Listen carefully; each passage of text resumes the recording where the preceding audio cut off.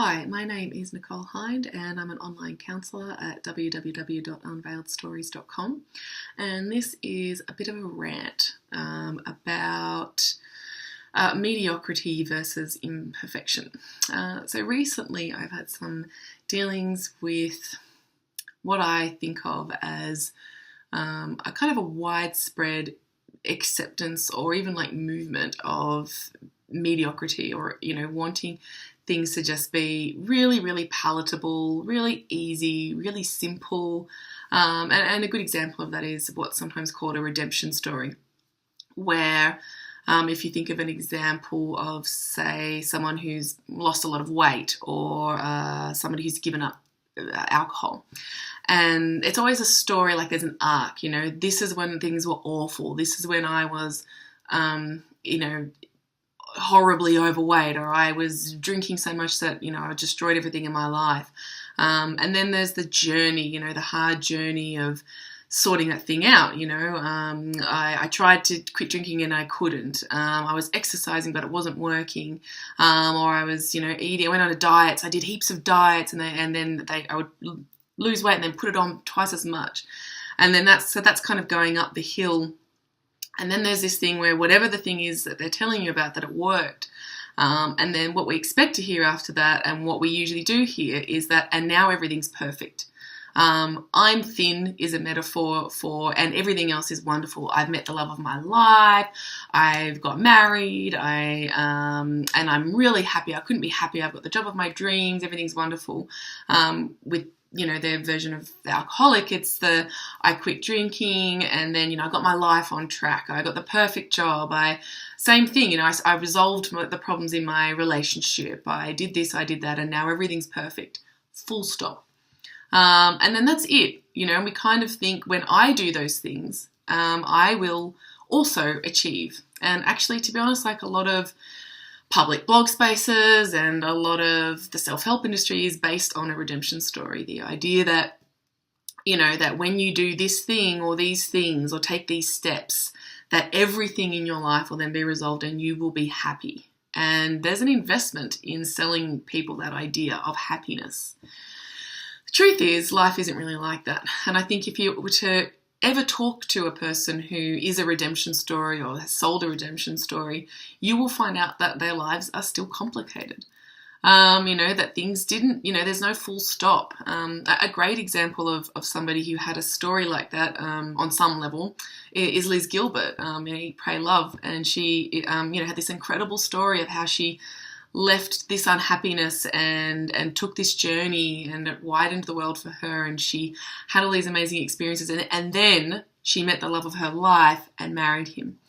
And if you've kept up with anything to do with Liz Gilbert, she's still dedicated to the idea of telling the truth and showing the grey areas. And of course, you'll know that therefore she's left that marriage and she's fallen in love with her best friend, who is dying. So it's a huge story. And I think sometimes we might even tend to sort of not even think about that, and we just go, oh, wow, that's amazing, she's telling that truth. But we still have this idea of the story that was before it. Sometimes we don't even realise that we might say, love Liz Gilbert for doing that. But then if we saw a friend leaving a long-term or a marriage that was supposed to be the perfect marriage, or our friend has been left by somebody who is in a perfect marriage, we can be furious. We might block that person out of our lives forever. We might assume a lot of things that we don't really know. It's really hard stuff. This stuff is grey. Real life is complicated. Nobody has the perfect step-by-step plan to make your life magical.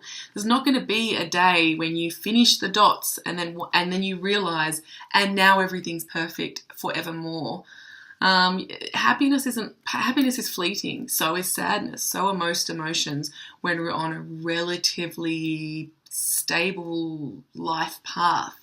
You're still going to feel sadness and anger and fear and worry and frustration at times.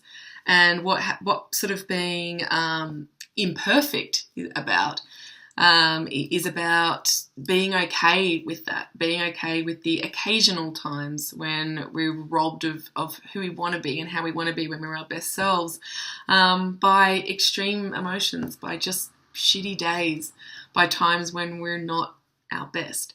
And so I think when we're talking about striving for imperfection instead of kind of living in the mediocre and then feeling unsatisfied all the time, what I'm talking about is being imperfect, but still trying to be a good person. Noticing those things about ourselves, doing the work. And unfortunately, quite often that work does just take time. And it doesn't necessarily have a bright and shiny bows on top conclusion. It can simply just mean I'm noticing different things about myself. I'm getting a little bit more of what I need from other people and from the world. I'm getting a little bit more of what I need from myself, and I'm understanding a little bit more about, how I'm getting on with things. And that can often be so minor that you don't notice it's happening. It's one of the absolute privileges of my work is to be sitting with someone after some, weeks or months, and have that person say, I'm noticing things are just a bit better in my life, and I didn't even notice I was doing anything different, but I must be, because things are changing in a way that's so subtle, but they're changing in a way that I just feel a little bit better. I feel a little bit more content. And that's it really. I don't know if the redemption story is really true for anybody. And I don't want to be part of a group of people that would be telling other people that if you just do this thing, everything will be great. I want to be part of a group of people that are okay with the days when things aren't, and that are okay with the doona day, that are okay with tears, and know that the tears will end and that happiness is on its way. I hope this has been helpful in some way. If so, and you kind of like the cut of this jib, then please do reach out to me, get in touch with me. I'm taking referrals, or just jump onto my blog and you can get free journal posts and free blog updates, and that's it. Take care. Bye bye.